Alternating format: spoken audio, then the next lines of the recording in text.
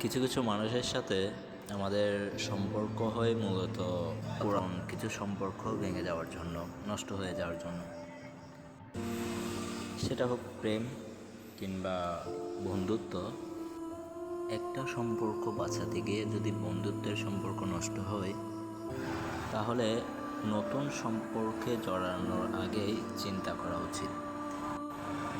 তেমনটা চিন্তা করেছিও, বাট ইনশাল্লাহ এমন কিছু হবে না। এমন একটা কথার মায়াজালে পড়ে হয়তো সেই পুরনো সম্পর্কটা ভেঙেছে আমার। আফসোস করছি না, তবে আফসোস রেখে বলছি, দুইটা জিনিস একসাথে চেয়েছি তো, তাই উভয়ে হারাইলাম। তবে ভাগ্যে যা আছে তাই হবে।